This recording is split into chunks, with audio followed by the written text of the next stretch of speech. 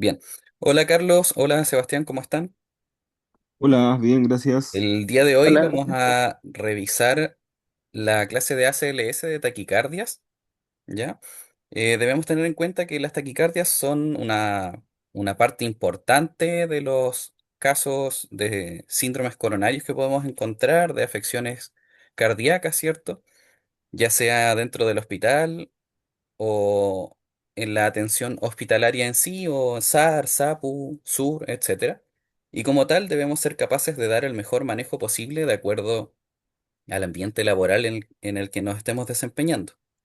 Esto quiere decir que si estamos en una posta, lo más probable es que nuestra mejor respuesta sea llamar al centro regulador y pedir apoyo. Y ya si estamos en un hospital o en una ambulancia avanzada, podremos dar una mejor respuesta de acuerdo al cuadro que tenga nuestro paciente.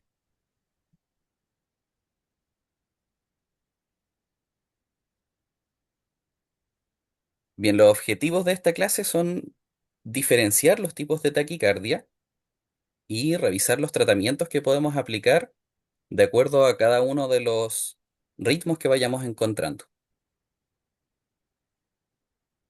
Para esto vamos a iniciar con un caso clínico. Les voy a colocar un paciente. Tengo un masculino de 29 años que se presenta con un familiar en su servicio de emergencias en el que ustedes trabajan. Eh, No presenta dolor, pero presenta palpitaciones y sensación de mareo, ¿ya? No tiene patologías asociadas, no tiene antecedentes médicos previos ni algo similar a lo que está sintiendo ahora, y además es un deportista aficionado. ¿Algo que les llame la atención aquí dentro de su motivo de consulta? Las palpitaciones, no, siempre es algo que molesta, ¿no? Tienen relación con el corazón, probablemente, entonces es algo que cuando está me inquieta un poco. ¿Cierto? Cuando está presente, generalmente nos habla de que hay algo ahí en el corazón. Generalmente son ritmos irregulares o alguna presencia de una taquicardia, ¿cierto? Carlos, ¿algo que te llama la atención en particular? Bueno, una persona joven igual, si es deportista, sensación de mareo igual, me puede llamar un poco la atención. ¿Cierto? Ambas cosas llaman la atención porque de partida nunca he tenido un cuadro similar. Bien, acerquémonos a nuestro paciente entonces.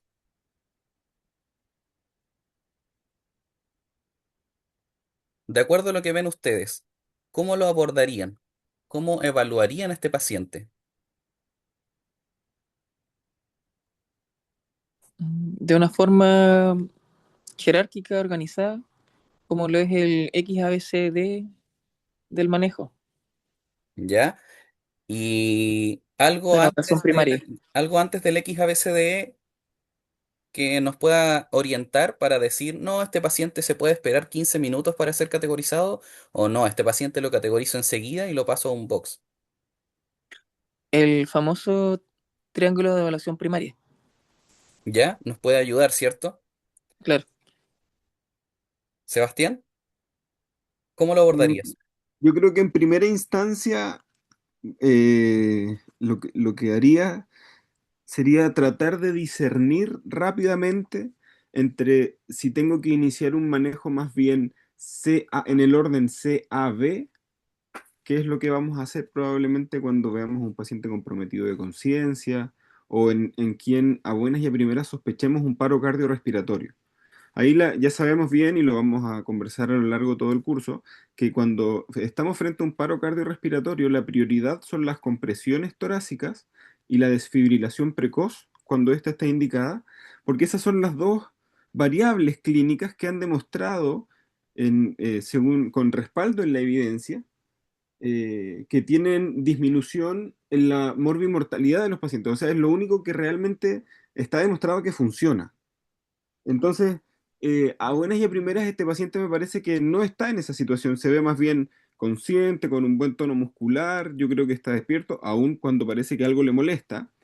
Pero ya que lo veo así, priorizaría un orden en mi evaluación primaria más en el orden X, A, B, C, D, E, como bien dijo Carlos, porque creo que es la forma más ordenada o un método que me permite obtener la información que rápidamente necesito determinar en cualquiera de los pacientes. Súper. Me parece impecable la opinión de ambos. Bien, de acuerdo a lo que vemos aquí, en la X parece no tener ninguna hemorragia, ¿cierto? En la A pareciera tener la vía aérea permeable. No sabemos si tiene alguna secreción o algo que pueda comprometer su vía aérea en este momento. Ventilatoriamente, ¿cómo creen ustedes que está? De acuerdo a la posición en la que se ve. Por lo menos no está cianótico, entonces yo creo que o está en una situación tranquila que no le afecta de manera tan agresiva en lo ventilatorio, o está partiendo, si es algo que no es muy bueno, es algo que está partiendo porque todavía logra compensar bien. Entonces, a Súper, buenas y a primeras, como que tal vez está bien en lo ventilatorio en este momento. súper. Efectivamente no se ve cianótico, se ve que en cuanto a lo circulatorio aparentemente está diaforético, se ve muy brillante para la foto, ¿cierto? Eh, ¿Qué más podemos decir? Vamos a el resultado. Bien, efectivamente hemorragias no tiene ninguna, la vía aérea está permeable, aparentemente sin riesgo para que se obstruya. En la B ventila rápido y con algo de esfuerzo. En la C nos encontramos que tiene un pulso distal rápido y fuerte. En la D es un paciente que está alerta, obviamente, y además está en un Glasgow 15 de 15 puntos. Y hasta el momento en la E sin novedades. ¿Algo que les llame la atención aquí? ¿Alguna amenaza para la vida? Creo que no una amenaza para la vida de manera inminente, pero el que la ventilación esté rápida y con esfuerzo, creo que es algo que nos tiene que hacer estar concentrados en ello, en el fondo, como entender que eso puede estar comunicando algo. De hecho, quiero acotar que aparentemente tiene una postura de trípode, ¿ya? No sé si se puede adoptar de esa manera, pero es muy similar. Por el Claro, esfuerzo aparenta estar transcrito. ventilando rápido, quizás medio corto y con algo de esfuerzo, y además tiene un pulso distal rápido y fuerte, así que ambas cosas dan a sospechar de que algo está compensando, ¿cierto? Sí. Sí. Sebastián, te escucho así como un poco lejos, o como un poco, o muy despacio, no sé, por si ¿Aquí acaso. mejor? Ya, ok. Bien, ¿cuál creen ustedes que sería la intervención más prioritaria ahora en este momento? Si eligiéramos entre ponerle oxígeno, tomarle la presión, lo que se les ocurra, ¿cuál sería lo más prioritario ahora para ustedes? Bueno, como podemos ver en la imagen, importante sería utilizar ese monitor para poder determinar qué ritmo puede tener el paciente. Ya, súper, de acuerdo. Para mí, en este momento, con los datos que tenemos, sería súper importante tratar de determinar ahora cuál es el ritmo que tiene el paciente, pensando en esa sensación de palpitaciones, el mareo, está con un pulso rápido, ¿cierto? Bien,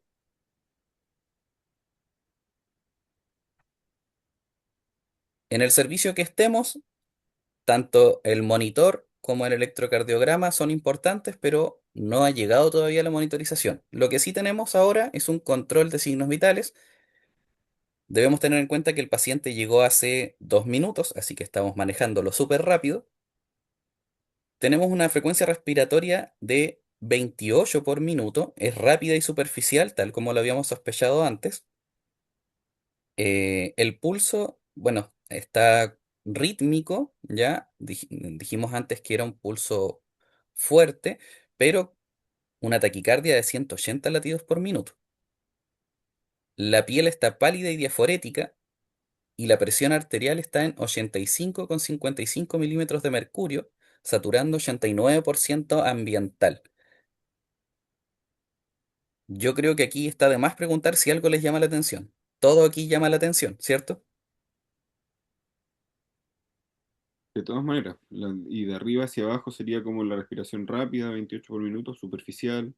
el pulso, 180, el puro 180 ya llama mucho la atención, pálido y desforético, que son signos de hipoperfusión, hipotenso, desaturando. Creo que aquí es relevante recordar o enfatizar sobre el hecho de que ese 89% probablemente no traduce patología pulmonar en el paciente, sino más bien está en un estado de hipoperfusión tan profundo que lo que sensa el saturómetro distal en los dedos no alcanza a ser suficiente para entregar la saturación real del paciente. Entonces, hay que entender siempre la desaturación o el hecho de que el saturómetro nos sense una buena curva o un número adecuado. Muchas veces puede ser porque el paciente está muy hipoperfundido y lo que hay que hacer para que ese saturómetro funcione es reanimar al paciente. Súper, súper, súper. Bien, el colega que se encuentra con ustedes le sugiere que deberíamos colocarle una cánula nasal a 5 litros por minuto, considerando que está compensando la frecuencia respiratoria a 28 por minuto eh, y satura 89% ambiental más la taquicardia que tiene. eh, ¿Ustedes considerarían que esta acción es correcta o le aportarían con otro dispositivo y un poco más?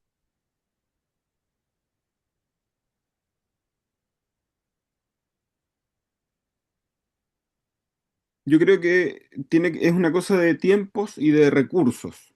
Muchas respuestas correctas pueden existir en relación a esa pregunta. O sea, una naricera 5 litros es una opción, alguien lo haría y no está mal. Una Venturi es una opción, alguien lo haría y tal vez no está mal tampoco. Y así una mascarilla con reservorio también lo es. Ahora, en esta situación, dependiendo de la gravedad del paciente, dependiendo de qué recursos tengo disponible, porque si estoy en un móvil donde solo tengo cánula nasal, claro, tengo que ocupar cánula nasal. Entonces, y también dependiendo del tiempo, si es que voy a trasladar del tiempo de traslado, si voy, la respuesta correcta pueden ser muchas en el fondo, como creo que no está mal ocupar esta alternativa, aun cuando hay algunas que eventualmente podrían ser mejores. ¿Ya? Súper. Bien, pensando en que queremos mejorar su saturación lo más rápido posible y tratar de bajarle un poco la frecuencia respiratoria, en una de esas baja también un poco la frecuencia cardíaca, eh, podríamos optar por algo un poco más agresivo inicialmente e ir titulando para abajo, que es lo que habitualmente hacemos, ¿cierto? Podríamos iniciar tal vez con una mascarilla de no reinhalación a 10 litros para, a medida que se vaya compensando, ir titulando para abajo. Claro. Bien. Exacto. Exactamente, eso es lo que hicimos. Le pusimos una mascarilla con reservorio a 10 litros, quedó saturando 94% en este momento nuestro paciente. Han pasado 2 minutos desde el control anterior. Ahora tiene una FR de 23, ¿ya? Sigue rápida y superficial, pero disminuyó. Los latidos siguen igual, a 150, a 180, perdón, a 180 por minuto. Sigue siendo rítmico. Sigue diaforético, la presión sigue igual y todavía no llega a nuestro monitor. Bien, para mientras llega nuestro monitor y nuestro electrocardiógrafo, avanzamos un poquito con nuestra evaluación secundaria, pensando que lo que encontramos dentro de la evaluación primaria y podíamos corregir, lo hemos ido corrigiendo. Nos encontramos como ayuda a memoria o como mnemotecnia para hacer nuestra evaluación secundaria el sampler y el OPQRST. ¿Ya? El sampler nos va a ayudar a nosotros a hacer una anamnesis de acuerdo a los antecedentes que tiene nuestro paciente. Si me pueden ir ayudando con ese, la S, la A, M, P, L, E, R, ¿qué La S es significa cada una? de signos y síntomas del paciente en ese momento. En este caso es palpitaciones y mareos. Súper. Ahora, pensando que es nuestra evaluación secundaria y en signos y síntomas, signos, podemos ver también que está diaforético, ¿cierto?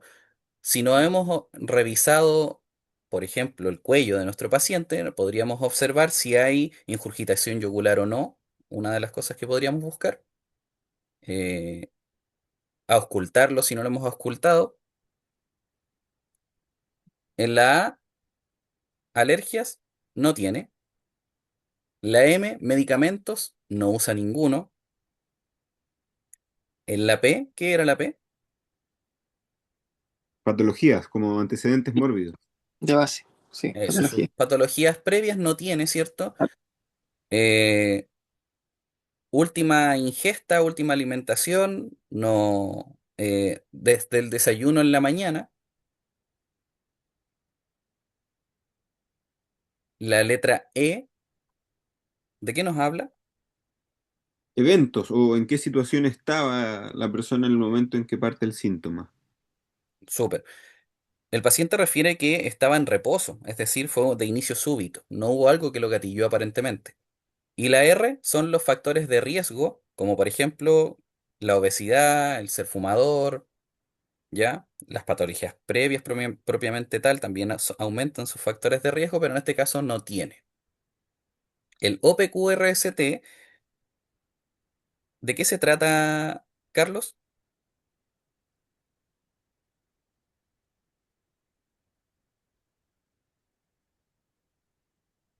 Creo que Carlos se cayó, ¿no? ¿Aló? ¿Ahora sí? Ah, sí. ¿El OPQRST de qué se trata? Es una valoración ordenada, esquemática, ¿cierto? En la cual podemos valorar el tiempo como significa la letra T en la parte inferior. ¿Ya? Nos ayuda a evaluar el dolor, ¿cierto? El Exacto. inicio de los síntomas. La O, el inicio fue de un inicio repentino. La P, la paliación o la provocación. Nada aparentemente provocó este dolor y no hay nada que logre paliar los síntomas que siente. La Q, las cualidades de lo que siente. Siente palpitaciones rápidas, no refiere dolor. La R de irradiación no refiere que haya un dolor que se irradia hacia ninguna parte. La S de severity o severidad nos habla en el fondo de evaluar el EVA, ¿ya? Pero en este momento solo provoca náuseas, no hay dolor. Y el T, la T es el tiempo desde el inicio de los síntomas, básicamente, o la duración que ha tenido esto.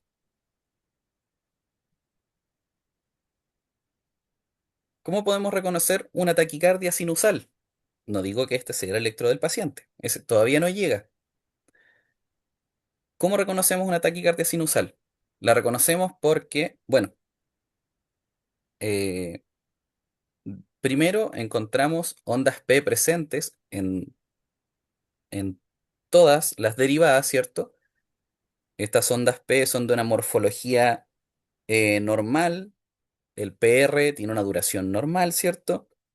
Son seguidas de un QRS de manera constante, ¿ya? Y es una frecuencia mayor a 100 en un adulto, por eso tenemos una taquicardia en un ritmo sinusal. Generalmente la taquicardia sinusal eh, suele ser benigna, ¿cierto? No presenta mayores alteraciones hemodinámicas para el paciente, pero sí nos habla de que hay algo que hay que buscar y tratar. Por ejemplo, una infección que está causando un cuadro febril y ese cuadro febril es el que también le está provocando la taquicardia. ¿Ya? ¿Alguna otra cosa que genere taquicardia sinusal? La actividad física, ¿Ya? ¿Un proceso hipóxico? ¿Qué otra cosa El podría TEP, generar? ¿Qué otra el cosa TEP podría? y el hipertiroidismo. Súper, qué buen aporte, Sebastián. Gracias. Bien, dentro de las taquicardias, para su manejo, lo primero que nosotros tenemos que tratar de identificar, o una de las primeras cosas a identificar, es si es un ritmo estrecho o ancho. Cuando hablamos de un ritmo estrecho, quiere decir que el QRS no mide más de 0,12 segundos o no más de tres cuadritos pequeños. Y por el contrario, un QRS ancho tiene más de 0,12 segundos o más de tres cuadritos pequeños, como lo vemos en las imágenes, ¿cierto?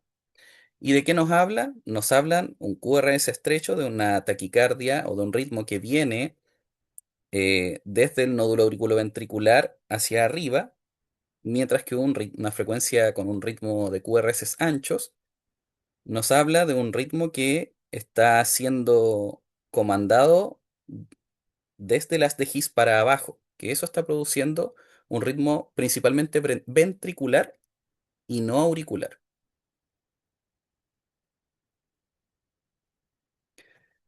Aquí nos encontramos con el algoritmo de taquicardias que nos presenta EXI, que si lo comparamos con otros, con el del Comité Europeo de Resucitación o con el American Heart Association, tiene algunas diferencias claves que a mi parecer lo hacen parecer una mejor herramienta. Porque si ustedes toman el algoritmo de AJA, por ejemplo, y lo imprimen, únicamente lo pueden leer y lo tienen como ayuda a memoria. Pero este nos sirve también de pizarra. Supongamos que ustedes lo imprimen, lo plastifican y como ven, tiene recuadros y estos recuadros nos permiten ir tiqueando lo que hemos ido haciendo. Si volvemos al paciente que teníamos, nuestro paciente, voy a colocar un puntero aquí, nuestro paciente presenta una taquicardia con una frecuencia mayor a 150 latidos por minuto, sí. ¿Tiene manifestaciones clínicas? Sí las tiene. Si la respuesta fuera no, habría que identificar y tratar las causas como las que mencionamos hace un rato atrás. Pero como sí cumple con esto, nos vamos por este camino de acá. Es necesario mantener la vía aérea permeable de nuestro paciente. Eso está ok. Oxígeno si satura menos de 90%, saturada 89, así que tic para arriba. Controle los signos vitales, tic para arriba. Monitoreo del ritmo cardíaco aún no lo tenemos, así que si no lo hemos hecho porque se me olvidó, no hay mejor ayuda a memoria que esta herramienta que tenemos acá. ¿Qué les parece a ustedes?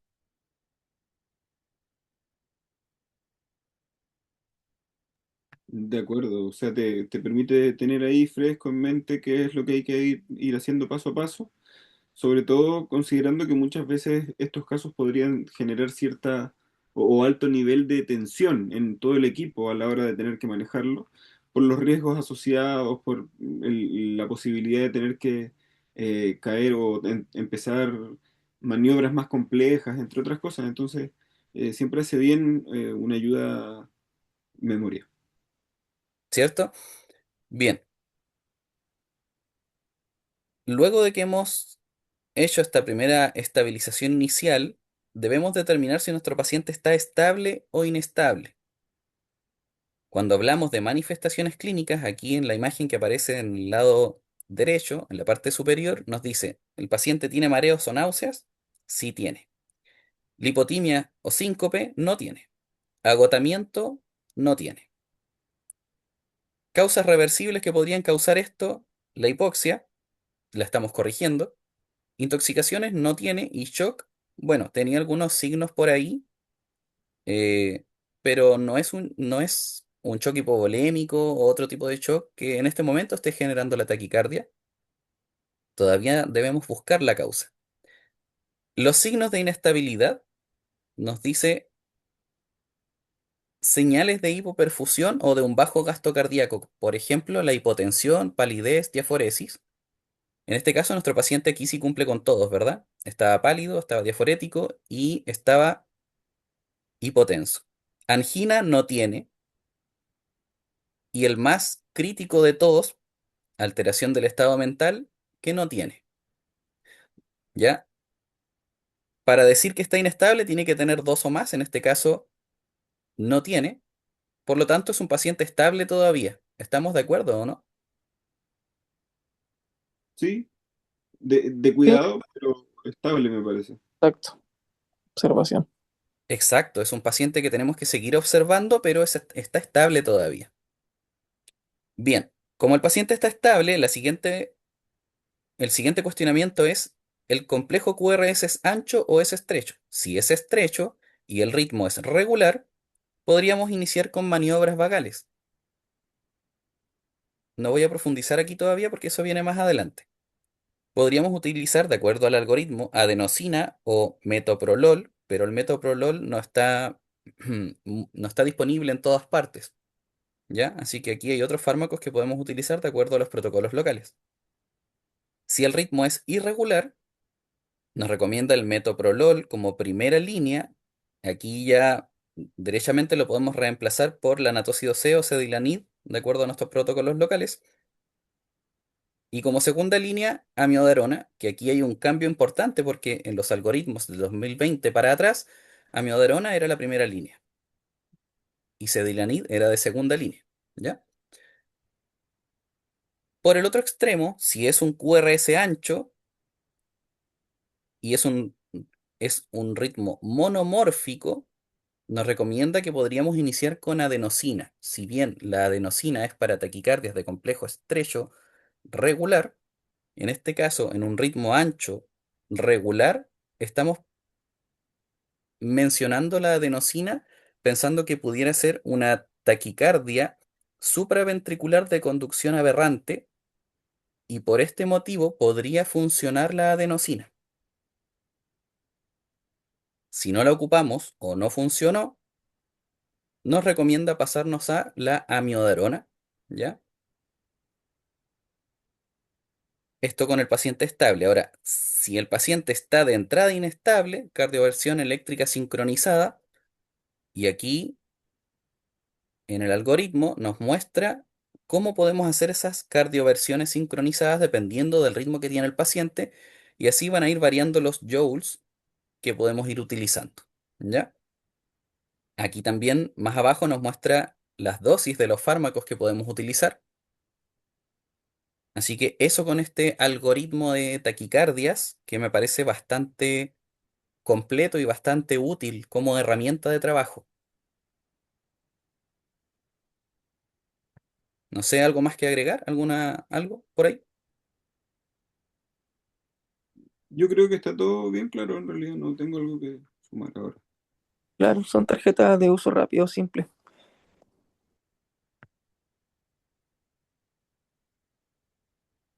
Súper. ¿Qué ritmo ven acá?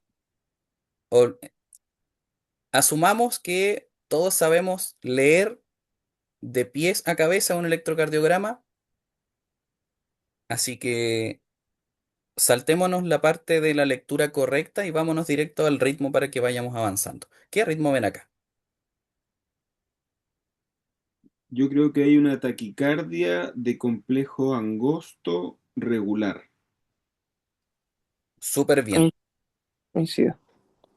¿Tiene P o no tiene P?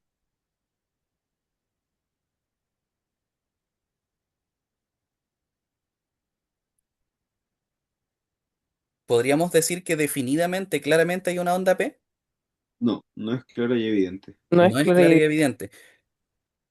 Para diferenciar entre una taquicardia supraventricular y una taquicardia sinusal, la principal diferencia va a ser aquí la onda P y en este caso no la tiene. Así que podríamos asumir que es una taquicardia supraventricular y no sinusal. ¿Ya? Eh, Se caracterizan porque generalmente son frecuencias de 150 a 180 latidos por minuto aproximadamente. Las ondas P no están definidas, no están claras o definitivamente no están presentes. Aquí el principal problema es que una taquicardia mayor a 150 acorta el tiempo de llenado ventricular, por lo tanto, si esto se sostiene en el tiempo o si la frecuencia aumenta, va a ir generando un deterioro en nuestro paciente porque el corazón de él no va a ser capaz de procesar el volumen de la precarga versus la poscarga.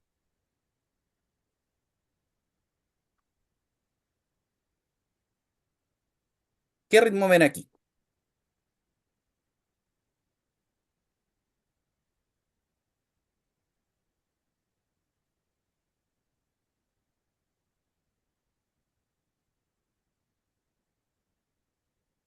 Aquí sí ya También, hay que interpretar un poquito más porque claramente no es tan regular como el anterior y claro, tiene una serie de ondas que no estaban antes, si lo comparamos con el anterior.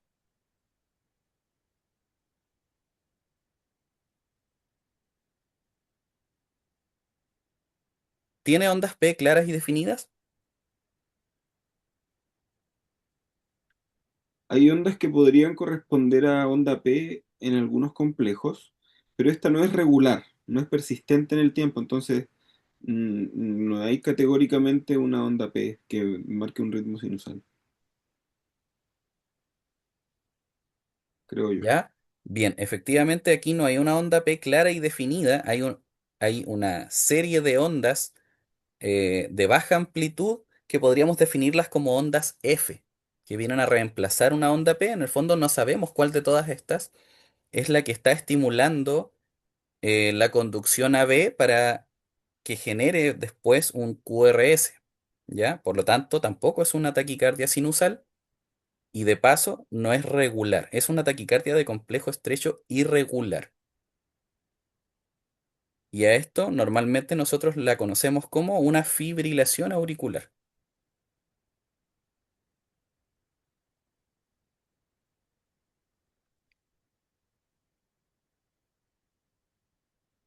¿Qué ritmos observamos acá? Flutter. Exacto, un flatter auricular. Un flutter. Al igual que el ritmo anterior, tiene ondas F en vez de una onda P clara y definida, eh, pero el flutter puede ser regular como puede ser irregular. Cae en esas dos categorías. También hay distintas presentaciones del flutter. Puede ser un flutter de 4 por uno, es decir, 4 ondas F por un QRS o 3 por uno. Eso también hay que tenerlo en consideración.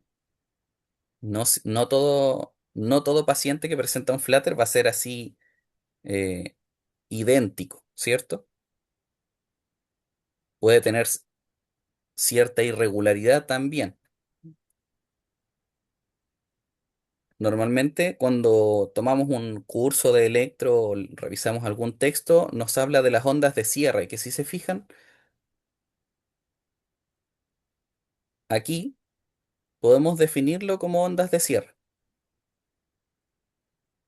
por la forma particular que tiene, ¿cierto?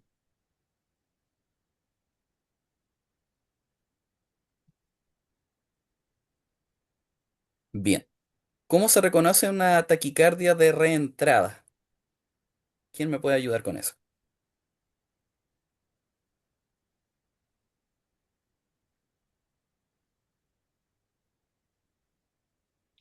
El nodo auriculoventricular tiene una función, como bien grafica esta diapositiva, más o menos circular en cuanto a la dirección del movimiento. O sea, no es que se transmita de arriba a abajo por toda la estructura, sino más bien hay un centro blanco, como se ve en la imagen, que no genera transmisión del impulso, y estos haces que existen a cada lado del círculo eh, que pueden transmitir la electricidad en uno o en otro sentido, porque recordemos que la despolarización del miocardio sucede de arriba hacia abajo, desde las aurículas hacia los ventrículos. Entonces, esa es la dirección en la que va el sentido de despolarización. Y en el nodo AB, como se genera la pausa fisiológica, esta pausa se genera por el retraso que hay aquí en el nodo propiamente tal.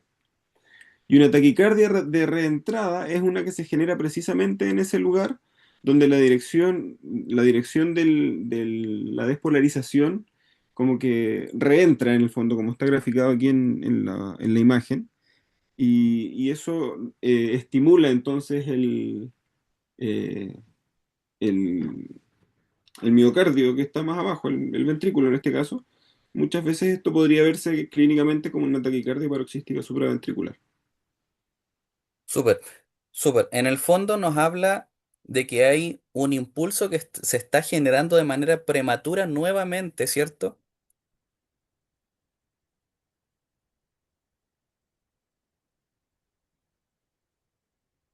¿A eso te refieres con este patrón repetitivo que Sí, sí, sí, genera? tal ¿Cierto? cual.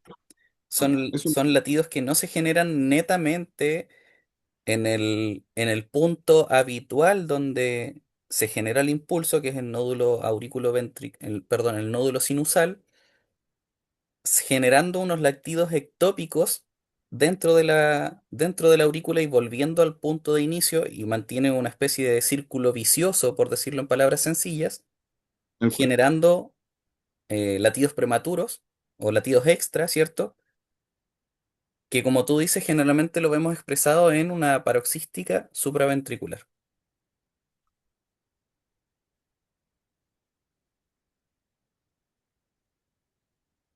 ¿Y aquí?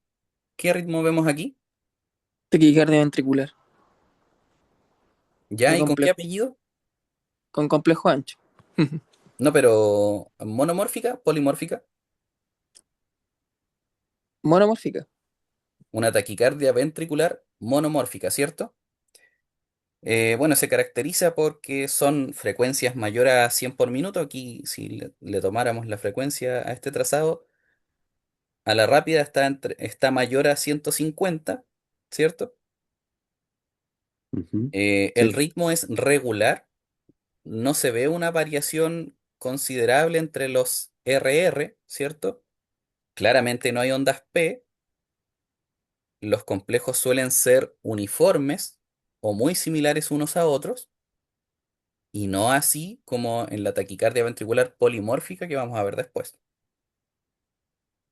Esto ocurre cuando hay una falla en el nódulo sinoauricular conjunto con el nódulo auriculoventricular, entonces la descarga se produce o la estimulación del corazón se produce aún más abajo. eh, y este ritmo lo podemos encontrar en pacientes con pulso o sin pulso. Por eso es tan importante que cuando encontremos un ritmo como este, verifiquemos que nuestro paciente siga consciente, que siga ventilando y que tenga pulso.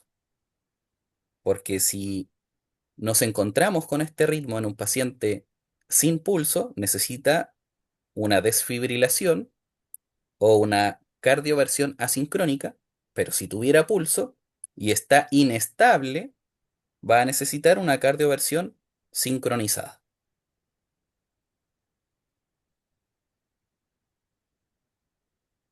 ¿Qué ritmo cardíaco observamos acá?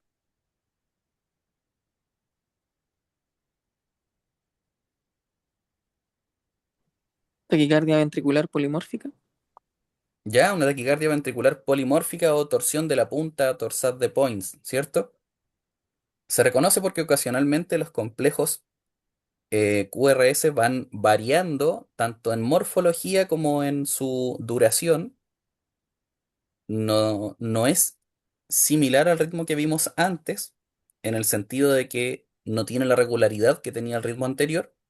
Por lo tanto, eh, si quisiéramos realizar una descarga sincrónica, el monitor no encontraría la onda R en la cual va a descargar. ¿Qué quiere decir esto? Que este ritmo, si el paciente lo presenta y está estable, se va a manejar con un antiarrítmico, y si lo presenta y está inestable, va a ser una cardioversión asincrónica, porque como mencionábamos recién, el monitor no encontraría una onda R para generar una cardioversión sincronizada. ¿En qué pacientes podemos encontrar este ritmo?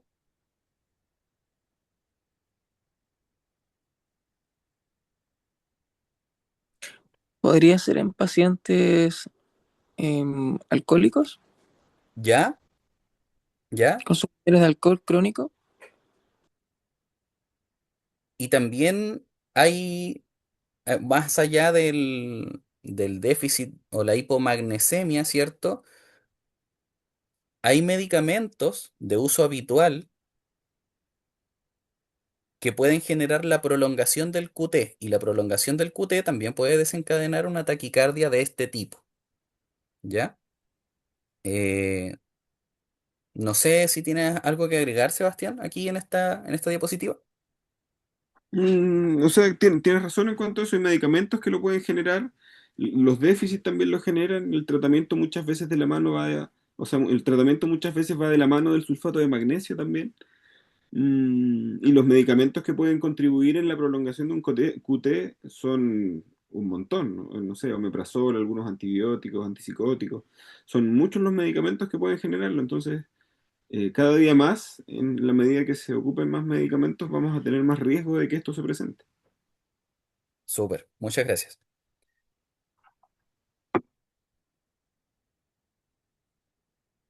Bien, un minuto después del control anterior volvemos a evaluar a nuestro paciente y ahora está desorientado.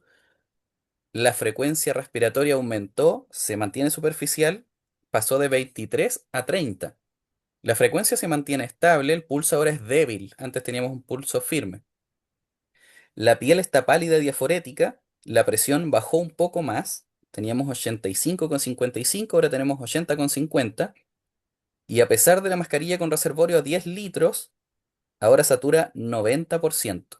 ¿Cómo ven a este paciente ahora? ¿Sigue estable?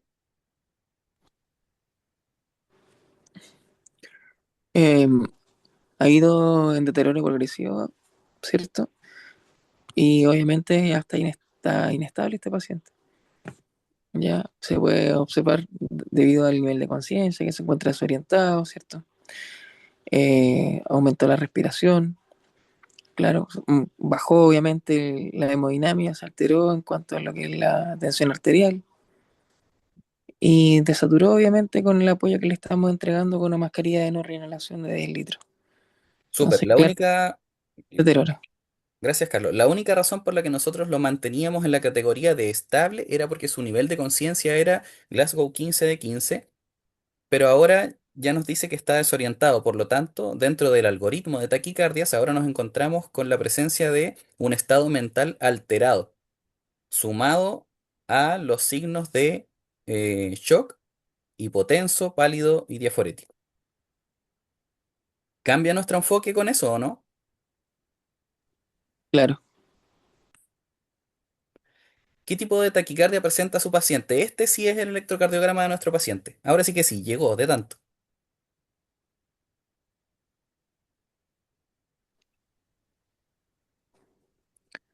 una taquicardia paroxística, Ya, supraventricular.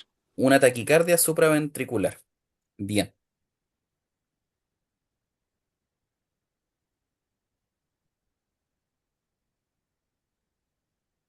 Pensando en que inicialmente estaba estable y nosotros decidimos no iniciar todavía un manejo ni farmacológico ni nada para tomarle el electro porque estaba estable. Si hubiese estado inestable, no hubiésemos esperado el electro. Recuerden que el algoritmo dice tómele un electrocardiograma siempre y cuando no retrase el manejo. ¿Ya? Bien, ¿en qué tipo de taquicardias podríamos utilizar maniobras vagales? Podríamos utilizarlo precisamente en esta, en una taquicardia de complejo estrecho regular. ¿Ya? Eh, ¿Qué maniobras vagales conocen ustedes?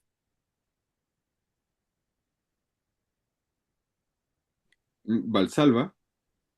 Ya la maniobra de Valsalva o la de Valsalva modificada, ¿cierto? Que utilizamos habitualmente. Ujú. Eh, Hay otras, como el masaje del seno carotidio, el masaje ocular, que están totalmente descartadas. Esa imagen está ahí únicamente para recordarnos que el masaje ocular se retiró de los manuales porque tenía un índice eh, de sospecha de que causaba a la larga un desprendimiento de retina en el paciente, y el masaje del seno carotidio puede causar desprendimiento de coágulos que terminarían empeorando o cambiándonos el escenario totalmente. Eh, También en algunos textos aparecía el aplicar compresas frías en zonas de grandes vasos, como en el cuello, donde están las arterias, o también a nivel axilar, ¿sí? Pero hoy en día yo creo que la maniobra que más utilizamos es la maniobra de Valsalva modificada, que creo que no la voy a profundizar ahora, pero eh, si no conocen esta maniobra, para quienes escuchen esta clase, les pido por favor que busquen algún video dentro de internet para que aclaren esa duda. ¿En qué tipo de taquicardia podemos utilizar este medicamento que está aquí, la adenosina? Efectivamente, la que estamos viendo, en la taquicardia paroxística supraventricular. Súper. Eh, Carlos, ¿qué particularidad tiene la adenosina a diferencia de otros medicamentos? Debe ser administrada de forma rápida. Tiene un tratamiento especial en específico. Desde el momento en que uno aborda al paciente, desde que se le comunica que se le va a administrar el tratamiento y lo que va a generar este tratamiento en sí, ¿cierto? Eh, y ya la preparación, la administración, ¿cierto? Muchas veces entre dos personas, si es que el equipo lo permite, ¿cierto? El recurso humano, ¿ya? Es de forma rápida y siempre ayudada con un push, con una dosis de empuje de suero, ojalá de 20 cc. para alcanzar la velocidad que necesitamos, dado que este fármaco presenta una vida media muy corta. Eso, súper. Este medicamento presenta una vida media muy corta, por lo tanto es recomendable administrarlo en un acceso venoso lo más cercano, lo más proximal al corazón, y tenemos que explicarle al paciente lo que va a sentir también, porque este medicamento habitualmente genera un leve periodo de asistolía, lo que al paciente le hace sentir una sensación de muerte o un dolor grande. Y eso te lo describen los pacientes cuando uno ocupa la adenosina. La gran mayoría lo describe así por lo menos. Ahora, ¿qué nos dice el algoritmo? Nos dice que vamos a partir con una dosis de 6 miligramos en un bolo, en la primera dosis. Ya, si no tuviera el efecto que esperamos, podríamos ocupar una segunda carga de 12 miligramos,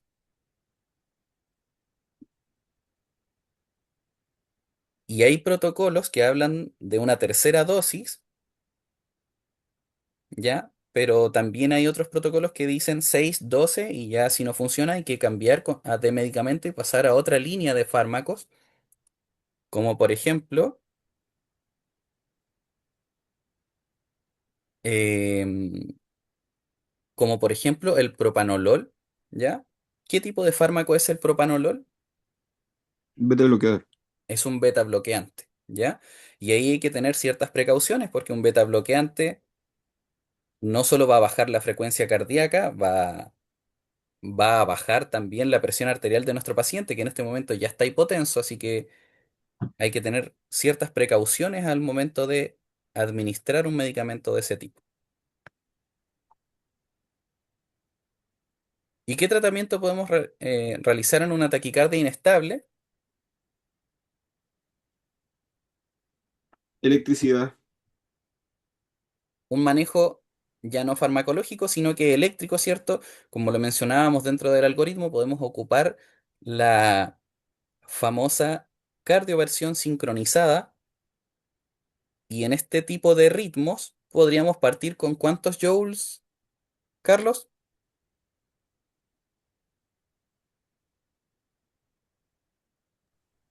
Con 50 joules. Ya, podríamos partir con 50 a 100 joules, sobre todo si nuestro monitor es un monitor de descarga bifásica, ¿cierto?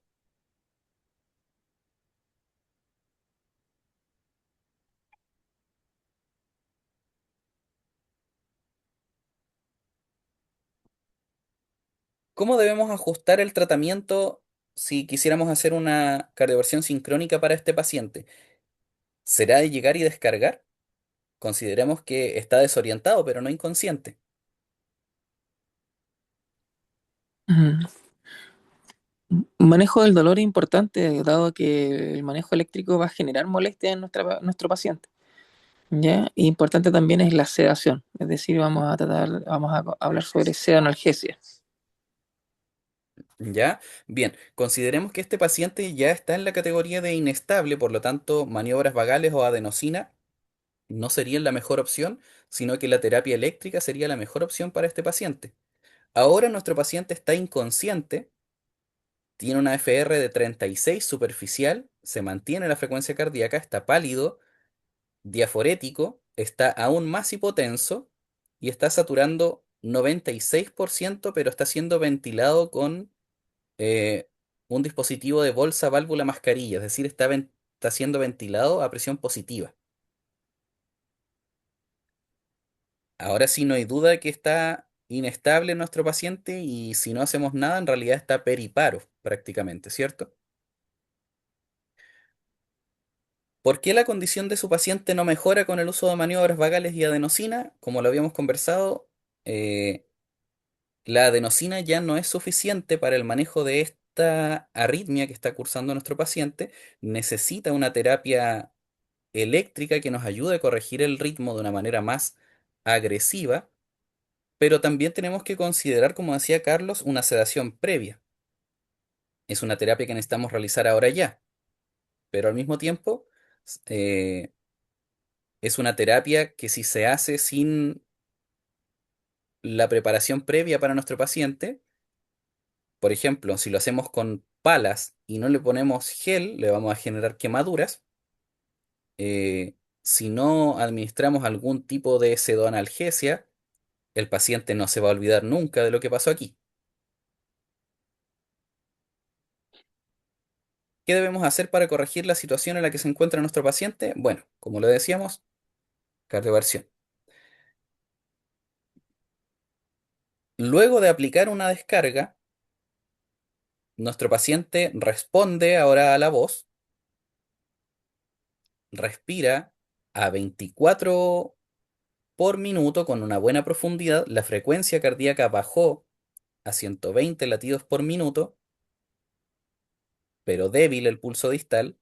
La piel continúa pálida y diaforética, la presión arterial mejoró bastante, a 114,72 milímetros de mercurio, y la saturación está a 95% con una mascarilla de reservorio a 10 litros. Ya no lo estamos ventilando a presión positiva, mejoró bastante, ¿cierto?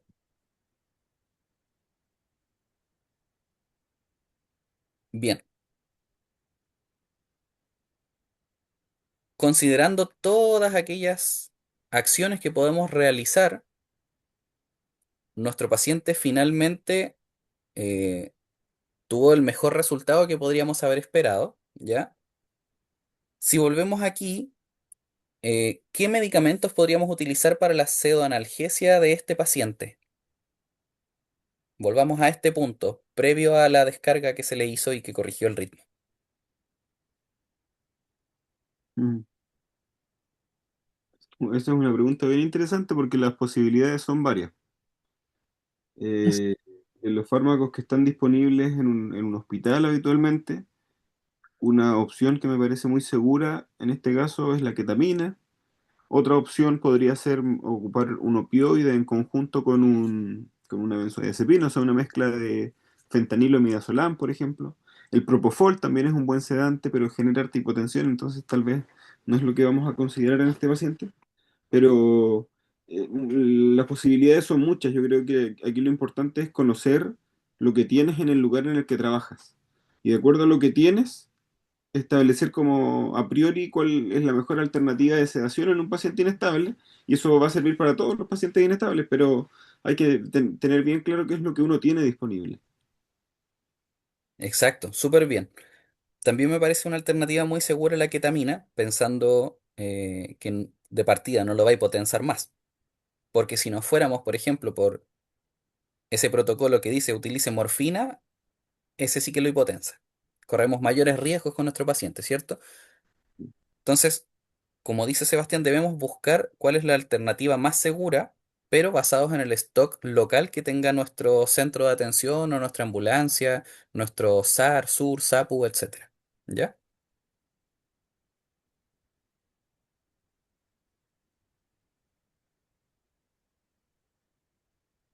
Bien, para cerrar el caso, tenemos un paciente que logramos estabilizarlo, inició esto con una taquicardia supraventricular que partió estable, ¿cierto? Con el correr de los minutos, el paciente se volvió inestable, realizamos una cardioversión sincrónica, eh, antes de eso ya le habíamos tomado un electrocardiograma cuando todavía estaba estable, ¿cierto? El paciente finalmente fue dado de alta 72 horas después sin complicaciones. Lamentablemente aquí no nos especifica si había algo más ahí dentro del cuadro en lo que es corazón, ¿cierto? No nos especifica si al final de todo esto la causa de esta taquicardia eh, puede haber sido algún infarto, por ejemplo, no nos especifica eso. Pero nuestro manejo fue el correcto, hicimos lo que se debía hacer con este paciente y finalmente se recuperó y fue dado de alta 72 horas después. ¿Algo que comentar, algo que agregar, alguna consulta? Yo creo que fue bien claro, bien el caso, como que lo fue graficando todo en la medida que avanzaba. Eh, Muy buena clase, felicitaciones. Gracias, Sí, súper. el Para hacer, conocimiento. Mm. oh, perdón, Carlos. Gracias. Se agradece se agradece la clase. Excelente, gracias. Bien, súper. Para cerrar entonces los puntos clave de esta clase, identificar los tipos de taquicardia, reconocerlos, conocer cuáles son los signos de inestabilidad, dar el tratamiento adecuado a nuestro paciente de acuerdo a la realidad en la que nos encontramos y en el estado en el que se encuentra nuestro paciente, y aplicar una terapia eléctrica temprana en el paciente cuando se encuentre inestable, ya que esto va a mejorar drásticamente su pronóstico final. Por ejemplo, nuestro paciente aquí en este caso clínico estuvo periparo, estuvo ahí al borde, llegó a estar inconsciente, lo ventilamos a presión positiva, estaba súper hipotenso y luego de la terapia eléctrica mejoró drásticamente. Así que en eso debemos basar nuestro manejo. Si no hay más dudas, aquí culmina esta clase. Los invito a revisar las clases eh, de los demás módulos que están dentro del aula virtual, a revisar esta clase las veces que sea necesaria y si hay alguna duda o consulta se puede hacer vía correo o a través de los canales que dispone el aula virtual. Muchas gracias.